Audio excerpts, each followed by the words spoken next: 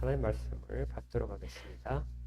하나님 말씀은 히브리서 2장 17절부터 3장 1절까지 말씀을 같이 읽겠습니다.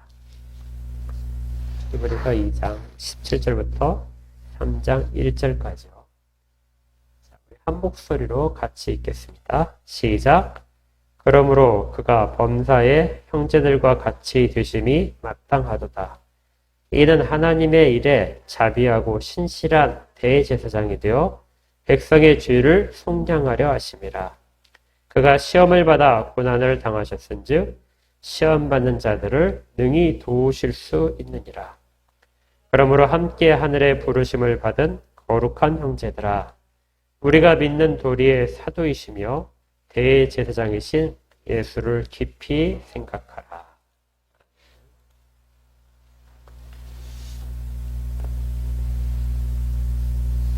히브리서를 이제 쭉 보는 중에 이제 아주 긴 주제가 이제 드디어 시작됩니다. 히브리서 아주 그 대표적인 중요한 주제가 대제사장이신 예수 그리스도입니다. 오늘 설교 제목도 대제사장 예수 이렇게 정했는데요. 1번 한 이유는 계속해서 대제사장으로서의 예수 그리스도를 설명하는 내용이 계속해서 이어질 것이기 때문에 그렇습니다. 오늘은 먼저 성육신에 대해서 다룰 것인데요. 이 히브리서는 성육신에 대해서 아주 깊게 다루는 성경입니다. 물론 복음서 자체가 예수 그리스도께서 성육신하셔서 이 땅 가운데서 계시면서 보이셨던 모든 일들, 하신 말씀들을 기록하기 때문에 성육신에 대해서 가장 자세하다고 이야기할 수 있을 텐데요. 그 성육신의 의미에 대해서 설명을 한 성경책으로는 히브리서가 가장 탁월한 성경입니다. 그런데 이 히브리서에서는 이 성육신에 대해서 다른 성경과 다르게 좀 더 독특한 시각으로 이야기를 하는데, 그 독특한 개념이 뭐냐면 대제사장 예수 그리스도를 통해서 합니다. 그러니까 성육신이라는 것이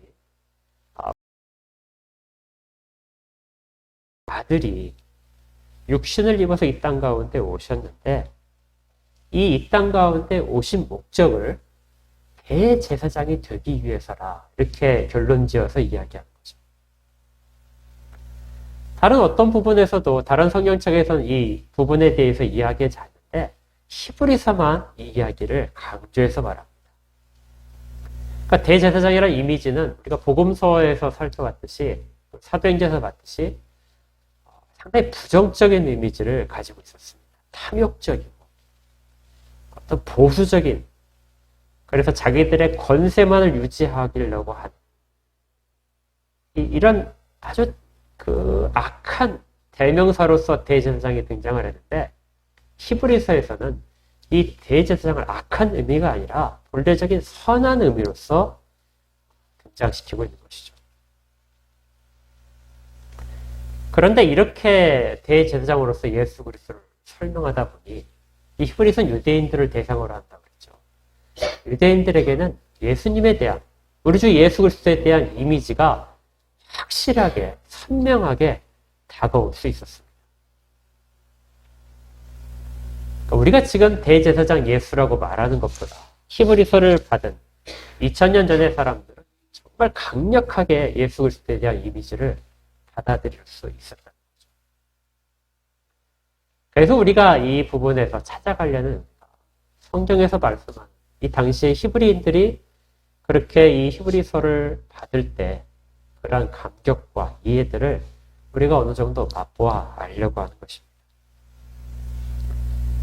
이 대제사장 예수의 이미지는 2장부터 시작해서 12장까지 계속해서 연결됩니다.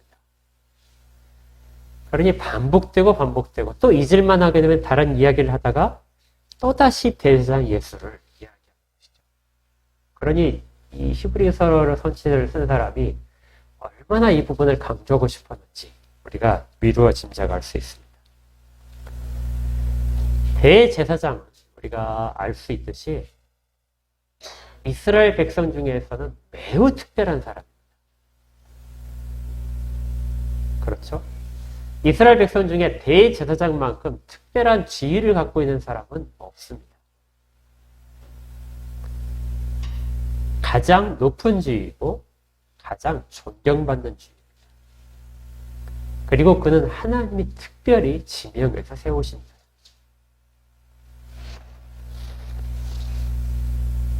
그 이스라엘의 왕이 이제 나중에 그 등장을 하게 되지만 왕이 등장을 하더라도 대제사장의 권한만큼은 왕이 침범을 할 수가 없었습니다. 성전을 관리하고 있었고 또 백성들이 드리는 11조에 대한 집행권이 대제사장이 있었죠. 그리고 3년에 한 번씩 하는 그 11조에 대한 부제헌금, 그 부분에 대한 것도 이 대제사장이 관여를 해야 됩니다. 그러니 대제사장의 권한이 엄청난 것이죠. 그런데 그것보다도 훨씬 더 중요한 것인데 그 대제사장은 제사장이 담당하고 있는 백성의 죄를 속량하는 일에 대해서의 대표자였던 것이죠. 그리고 1년에 단 한 번 대속죄일에 이스라엘 전체를 대신해서 이스라엘 죄를 속량받기 위해서 하나님 앞에 피를 가지고 들어가는 사람이 대제사장입니다. 그러니까 그가 그 제사에 실패를 하게 되면 이스라엘 백성들의 죄는 속량받을 길이 전혀 없는 것이죠. 하나님이 택한 거룩한 백성이라 할지라도 1년에 한 번씩의 그 작업을 거쳐야만이 거룩성이 유지되게 하는 그 역할을 하는 사람이 바로 대제사장입니다. 그래서 17절에 이 예수 그리스도에 대해서 우리 주님에 대해서 이는 하나님의 일에 자비하고 신실한 대제사장이 되어서 백성의 죄를 속량하시려고 했다. 이렇게 말합니다. 그러니까 백성의 죄를 속량하는 사람은 바로 대제사장이다. 이 일을 유대인들에게 갖고 있는 지식의 바탕으로 해서 상기시키고 있는 것입니다. 이를 위해서 대제사장은 누구보다도 거룩해야 합니다. 다른 일반 백성들이 거룩해야 되는 그런 부분에 훨씬 더 넘어서 또 일반적인 제사장들이 가지고 있는 거룩의 절차보다도 훨씬 더 복잡하게 대제사장은 정말 엄격하게 선발되고 엄격하게 거룩해지는 과정을 다 거쳐서 그 다음에 지성소에 들어갈 수 있게 되는 것이죠. 그래서 동시대에 가장 거룩해진 인간, 가장 거룩한 인간 따지면 바로 대제사장인 것입니다. 그러니까 얼마나 특별한 주인지를 우리가 짐작할 수 있겠어요. 그런데 이 대제사장이 되는 조건을 가면 여러 가지가 있습니다. 그 중에 하나가 가장 기초적인 것이에요. 대제사장은 이스라엘 백성들 가운데 한 사람이에요. 그러니까 다른 민족의 사람을 뽑아서 그에게 일시적으로 어떤 것을 맡길 수 있는 그런 종류의 직분이 아니라는 것이죠. 대제사장은 이스라엘 자손들 가운데 단 한 사람, 하나님이 지명하신 단 한 사람만이 그 일을 행할 수 있습니다.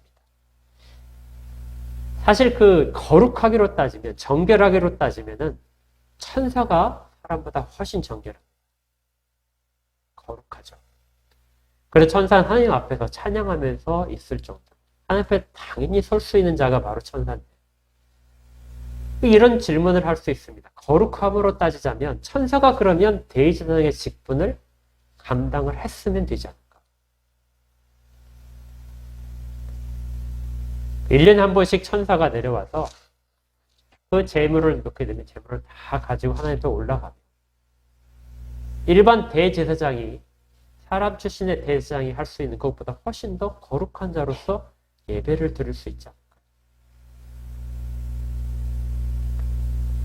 그런데 하나님께서는 그런 천사들을 통하여 제사를 받지 않으시고 그리고 또 죄를 속량하지 않으시고 정말 미천한 허점이 많고 결격소리가 많은 사람들 중에서 한 사람을 지목하셔서 대제사장의 역할을 맡기신 것입니다. 왜 왜 그러셨을까요?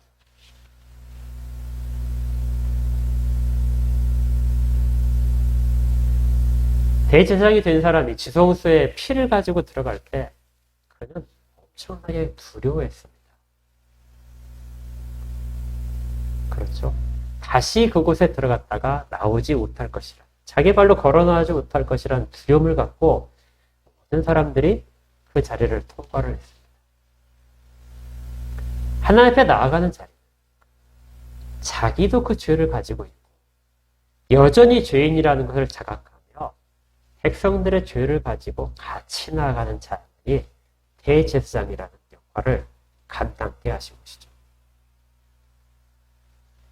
그래서 그 사람만이 죄의 무게감을 알게 됩니다.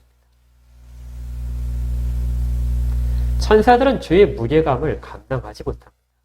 알 수도 없고. 그런데 사람만이, 자기의 부정함을 깨달은 자만이 하나님 앞에 나아가는 길이 얼마나 크게 어려운 일인지를 알게 되고 두려움 속에서 하나님 앞에 설 수 있다는 것이죠. 우리가 불의 따뜻함은 압니다. 그렇죠. 우리도 지금 난로를 켜놨지만 불이라고 하는 것이 좀 멀리 있을 때는 매우 따뜻해요. 그런데 가까이 가게 되면 어떻게 되죠?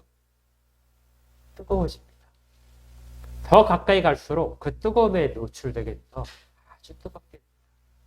그래서 그 이상 갈 수가 없게 되죠. 대제사장이 하나님의 거룩하심에 가까이 가기 위해서 그 가는 길 자체가 멀리서 보게 되면 가장 온화하고 자비롭고 또 은혜에 풍성하신 하나님이라는 것을 깨닫고 가지만 하나님 앞에 더 가까이 가면 갈수록 하나님의 그 거룩하심 앞에서 어쩔 줄 몰라 감당하지 못하는 것들을 경험하게 되는 것이죠. 그런데 제사는 그런 체험을 가지면서 드리는 것이어야 된다는 것입니다. 그래서 밖으로부터의 속량이 일어나지 않고 안으로부터 속량하는 제사가 집행되는 것입니다.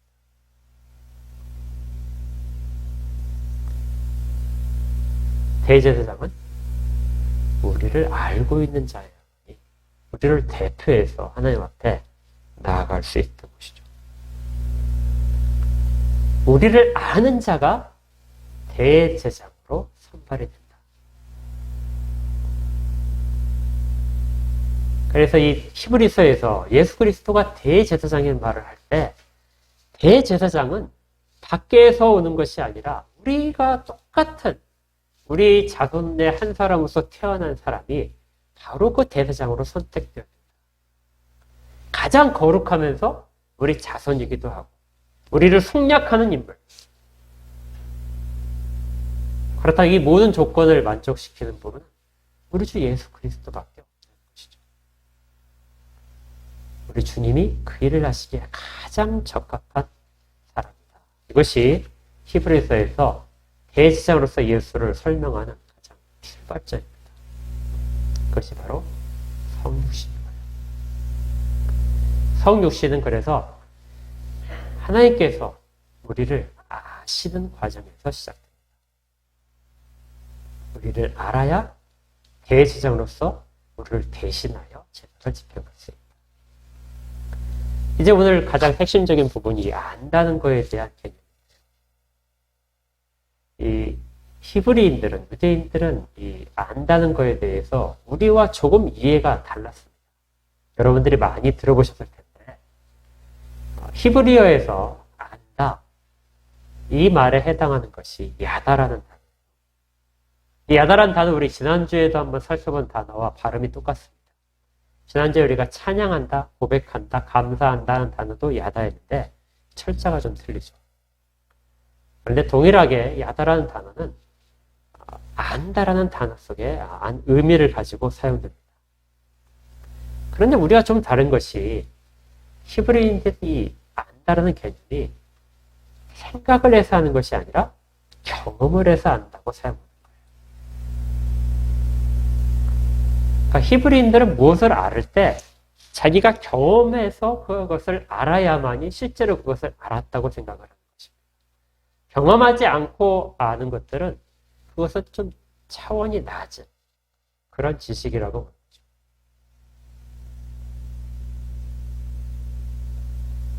그래서 그들은 늘 하나님을 경험을 해야 했습니다.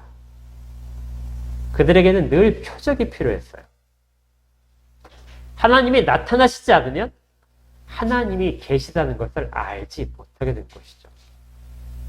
왜 우리가 구약을 보면서 왜 그 수많은 기적들이 왜 유대인들에게 나타났을까? 이렇게 생각할 때 유대인들은 그것을 보아야만, 자기들이 직접 체험을 해야만 하나님이 계시다는 것을 알기 때문에 그 안다는 것을 위해서 하나님이 직접 자기를 나타내 주신 것입니다. 끊임없이 반복되는 이러한 일들이죠. 그래서 예수님의 부활도 마찬가지인데 유대인들은 예수님의 부활을 믿지 못했습니다. 사도들도 예수님의 부활을 믿지 못했어요.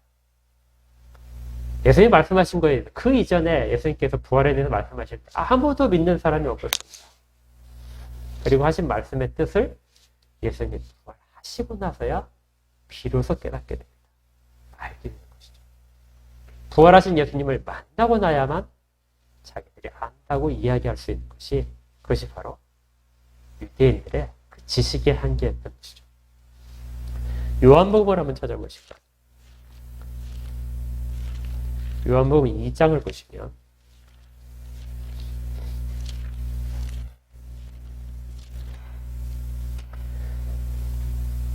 요한복음 2장 21절을 보십시오.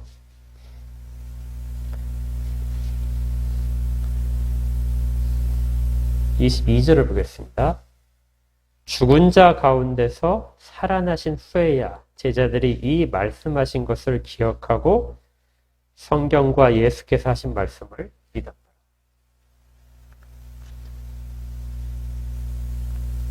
제자들은 부활을 목격하기 전까지 부활하신 예수님을 만져보고 말을 하고 같이 동행하기 전까지는 부활에 대해서 전혀 믿지 못한 것입니다.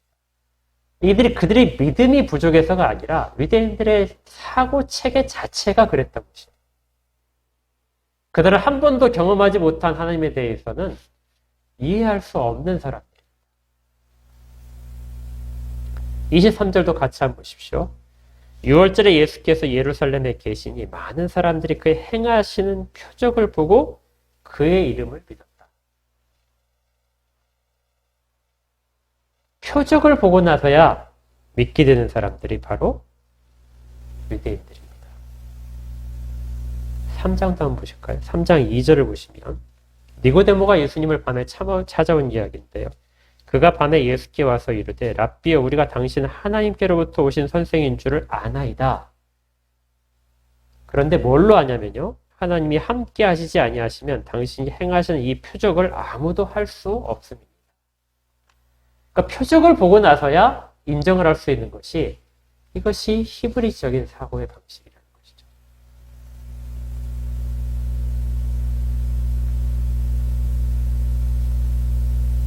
그래서 하나님은 이스라엘 백성들에게 늘 나타내 주셨습니다. 그러니까 성육신은 그리스도께서 이 땅 가운데 오심으로써 하나님이 이 땅 가운데 자기를 드러내신 가장 극치가 되는 것이죠. 그래서 우리가 보통 신학적으로는 계시의 극치라고 말하는 정말 하나님이 계시다면 우리에게 나타내 주십시오. 이렇게 말하는 모든 사람들에게 나타내 주신 사건이 바로 이 성육신인 것입니다. 그것이 바로 유대인들에게 증거로서 제시된 하나님의 은혜였습니다.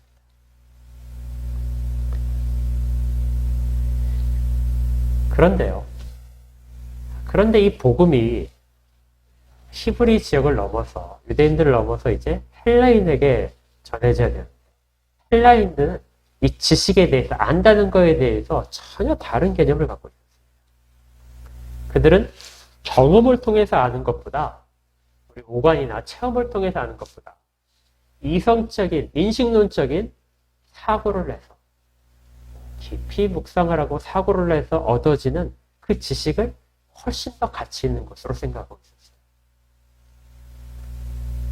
그래서 아무리 표적을 보여주더라도 그들에게는 차원이 낮은 지식입니다.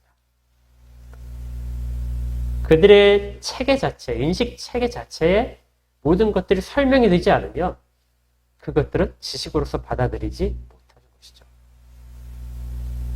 그래서 안다는 개념이 히브리들과 헬라인에게 큰 차이점을 가지고 있었습니다. 이 경계를 뛰어넘도록 하나님이 선택하신 사람이 바로 바울이었습니다. 바울은 두 가지의 개념을 연결해 줄 수 있는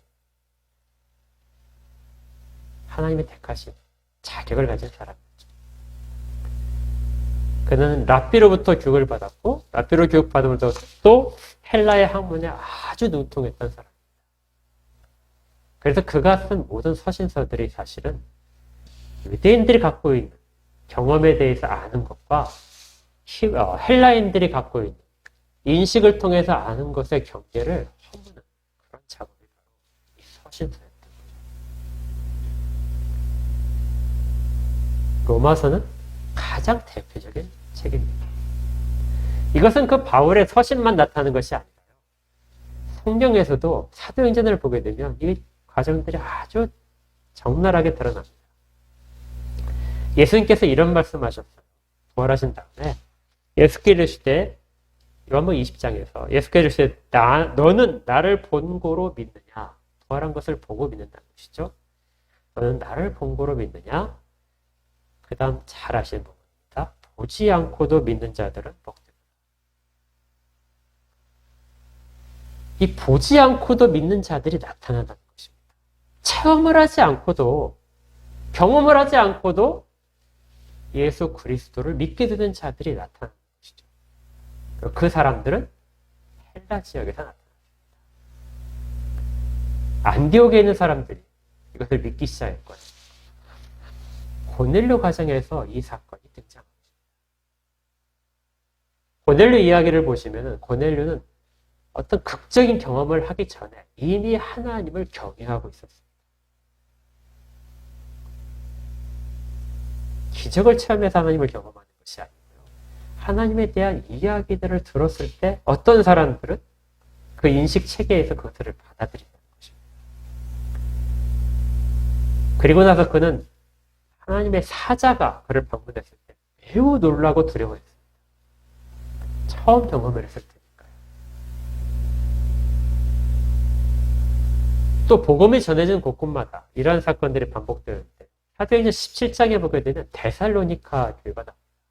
이 데살로니가 교회를 설명하면서 어떤 기적도 언급이 되지 않아요. 그리고 베레아 지역에 있는 교인들도 이야기합니다. 그들도 기적을 경험하고 예수 그리스도를 믿게 된 자들이 아닙니다. 그들은 바울을 통해서 들려진 말씀을 듣고 그것들에 대해서 믿음이 생겨서 신자가 된 사람들.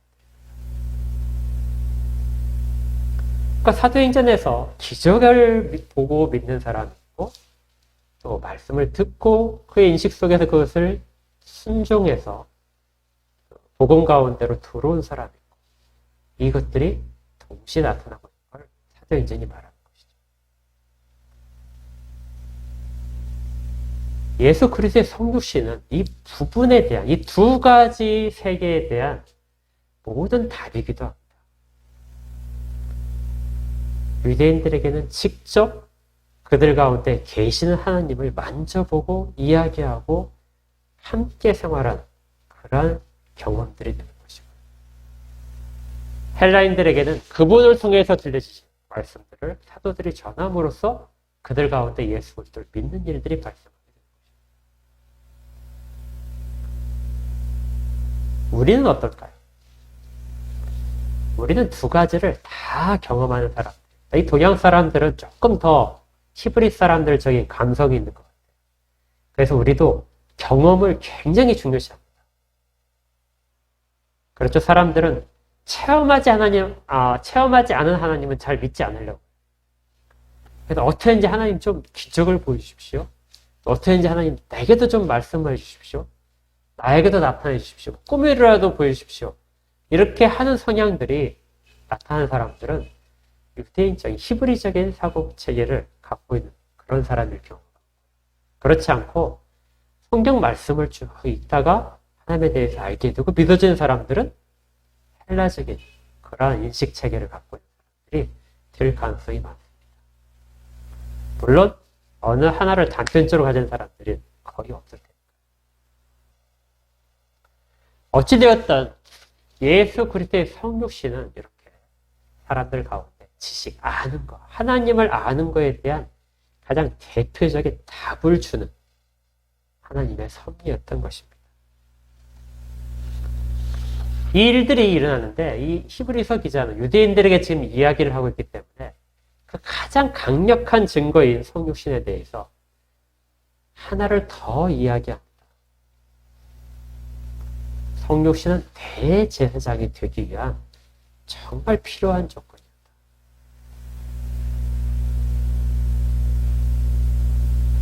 그렇게 함으로써 하나님은 너희들을 아신다는 거죠. 대제사장이 이스라엘의 모든 고통과 죄에 대한 무거움을 지고 가기 때문에 그걸 실제로 체득하는 사람이야만이 그 제사를 하나님이 받으시는데, 동일하게 성육신을 하심으로써 그 모든 일들을, 너희들이 가진 모든 문제점들을 다 아신다는 것이 됩니다.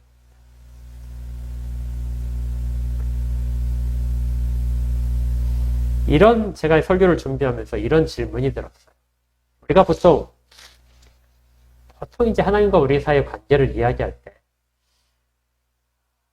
내가 하나님을 조금 더 잘 알아야 되겠다, 조금 더 많이 알아야 되겠다 하는 욕심들이 항상 있습니다. 그래서 기도도 하고 또 묵상도 하고 말씀도 계속해서 찾죠. 어떨 때는 막 부르짖기도 하고 하나님을 찾아갑니다. 하나님 제발 나를 만나주세요. 근데 그렇게 해서 하나님을 만나고 응답을 받고 어떤 기적적인 것을 체험한다 할지라도 사실은 하나님과의 관계가 아주 가까워지는 것은 아닙니다. 여전히 하나님은 멀리 계시고 어려우신 분입니다. 하나님을 편하게 대할 수 있는 사람은 아무도 없죠. 그래서 저는 끝까지 이 땅의 삶 속에서 그 하나님을 향해 가는, 찾아가는 길들을 계속해서 노력을 하게 됩니다. 이것이 이제 우리가 지금 알고 있는 대부분의 노력이죠. 반대로 한번 생각을 해봤습니다. 우리가 하나님을 다 알지 못하는데 하나님은 우리를 정말 다 아실까?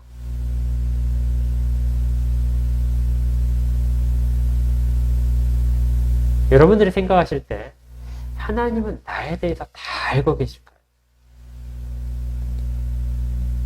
예, 다 아실 것 같죠? 근데 저는 설교를 준비하면서 정말 불경스럽지만 이런 질문 하나를 딱 던졌어요. 하나님은 나에 대해서 다 알지 못하실 수도 있다.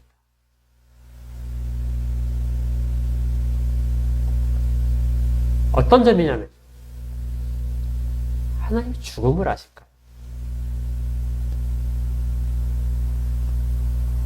죽음의 고통을 아실까요? 하나님이 죽으실 수 있을까요?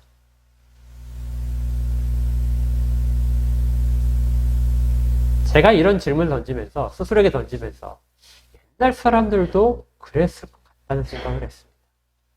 그래서 시편을 쭉 살펴봤어요.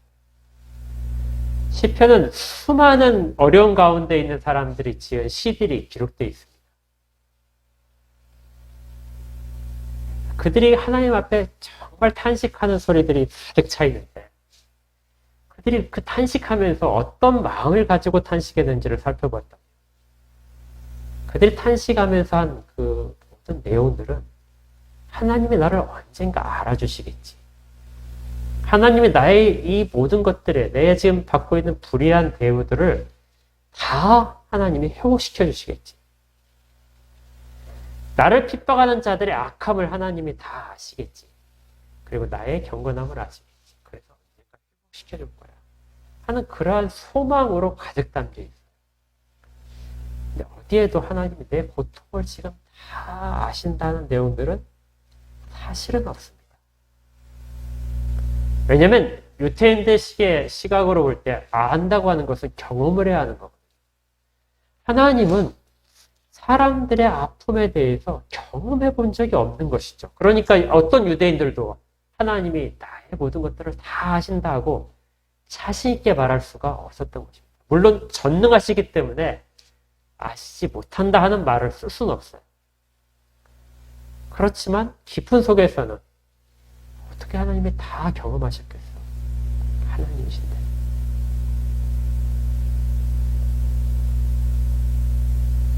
그런 한계점이 분명히 존재하고 있는 걸 발견할 수 있었습니다.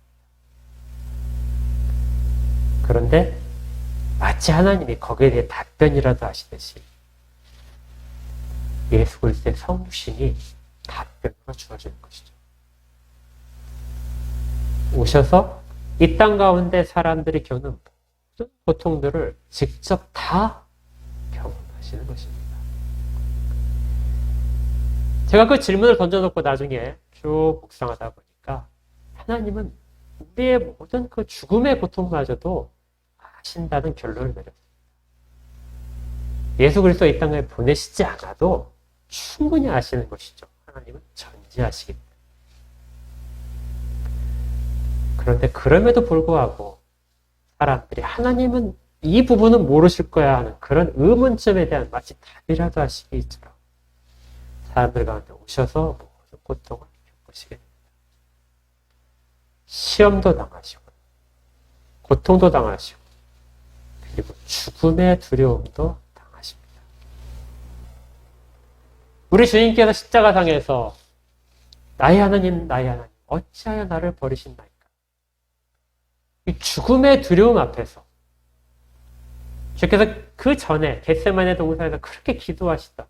그런 모습들도 이 땅 가운데 우리가 경험하는 죽음에 대한 두려움, 그 모든 것들을 다 경험하고 계신 것이죠. 경험을 하셔서 하는 것이 아니라 경험하고 있다는 것을 사람들에게 나타내시기 위함입니다. 그래서 히브리서 기자가 이야기하는 거예요.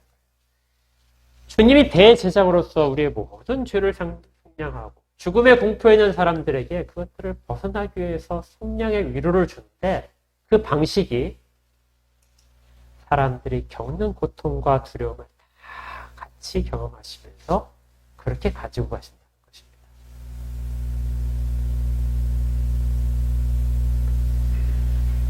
그래서 오늘 본문에서 우리가 읽었던 부분에 요거예요. 18절에 그가 시험을 받아 고난을 당하셨은즉 시험 받는 자들을 능히 도우실 수 있느니라. 하나님은 그 모든 것들을 다 아십니다. 그냥 어떤 사변적으로 철학적으로 아시는 것이 아니라 직접 다 경험을 하셔서 아시는 것이죠.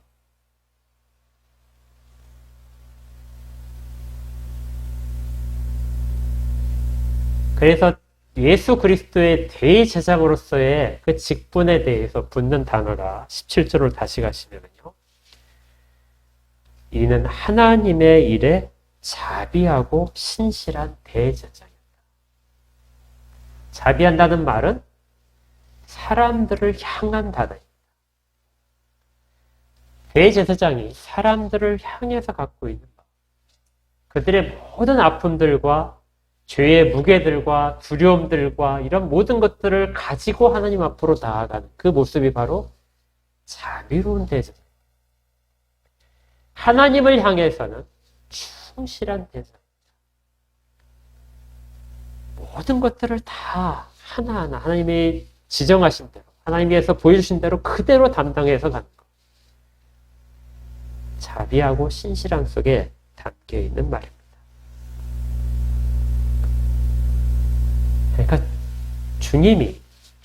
우리 주님이 우리의 아픔을 모르신다. 이렇게 말을 하는 것은 이제 전혀 입에 담을 수 없는 말이 되는 것입니다. 어떤 사람도 우리와 동일하게 느낄 수 없습니다. 여러분들이 아프셔도, 여러분들이 고통 가운데 있어도, 심적으로 굉장히 번민 가운데 있어도 어떤 사람도 거기에 대해서 다 이해할 수 있는 사람이 없습니다.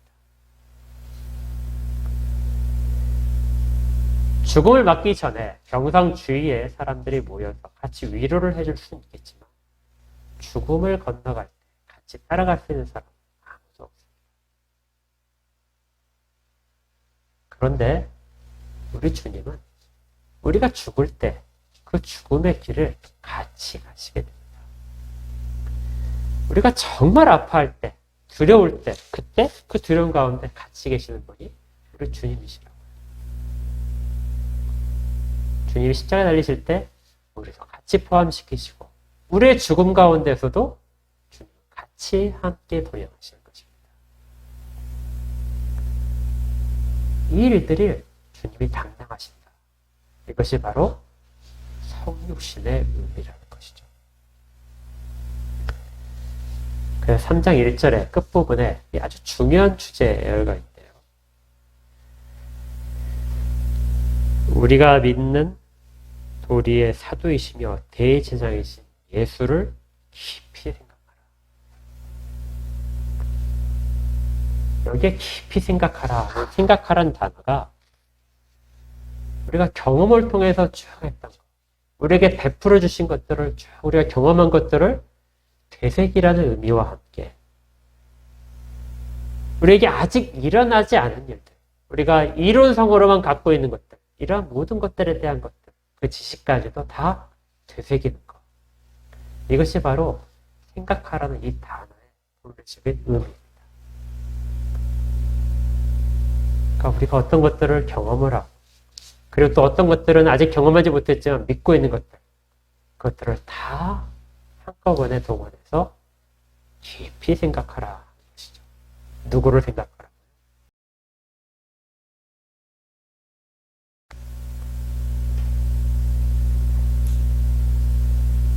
대제사장인 예수께서 지금도 우리 가운데 함께 계십니다. 너는 홀로 남겨져 있는 인간이 아니라 이 세상 가운데서 주께서 항상 계시는 분이시다. 이것이 바로 우리가 하는 가장 진실된 위로가 됩니다. 외부로부터 그냥 은혜를 주어서 모든 문제를 해결하는 식의 위로가 아니고요. 우리와 같이 계심으로써 우리를 붙들어 주시는 그 위로가 진정으로 하늘로부터 오는 위로입니다. 그리고 그 위로는 우리와 관계없이 우리를 떠나지 않을 것이고 우리가 주 앞에 다시 서는 날까지 계속 들 것입니다. 그래서 진실로 믿음 있는 사람들은 이 위로가 있다는 것을 늘 알고 있는 사람들. 경험을 통해서 아십시오. 그리고 말씀에 대한 깊은 묵상을 통해서 아십시오. 두 가지를 다 우리 성령님께서는 지금도 우리에게 베풀어 주십니다. 대제사장이신 예수 그리스도. 이 땅 가운데 성육신으로 모든 것들을 체험케 하시고 또 그 말씀을 직접 주신 주 예수 그리스도의 말씀이 우리와 함께 할 것입니다. 진정한 위로가 우리 한덕교회 모든 성도 여러분에게 있기를 주의 이름으로 축복합니다. 기도하겠습니다. 하나님, 감사합니다. 우리를 이 땅 가운데 홀로 버려두지 아니하시고 하나님은 저 멀리 있어서 우리의 고통과 아픔, 죽음에 대한 두려움을 모르시는 분이라고. 그래서 우리만이 힘써서 그 길을 가야 된다고 생각하는 사람들에게 직접 모든 것들을 내가 다 경험했다 하시며 마치 답을 보여주듯이 그렇게 보여주고 나타내 주신 주님을 찬양합니다. 우리 가운데 진정한 위로를 주셨어. 우리가 동행하는 주와 동행하는 이 모든 세상의 순간 가운데 그리고 죽음을 통과하는 그 순간에도 함께 계심을 믿습니다. 우리가 늘 동행하여 주시고 그렇게 해서 보지 않고도 믿는 믿음, 그 소중한 믿음들을 날마다 더 굳세게 하여 주시옵소서. 예수 그리스도 이름으로 기도합니다.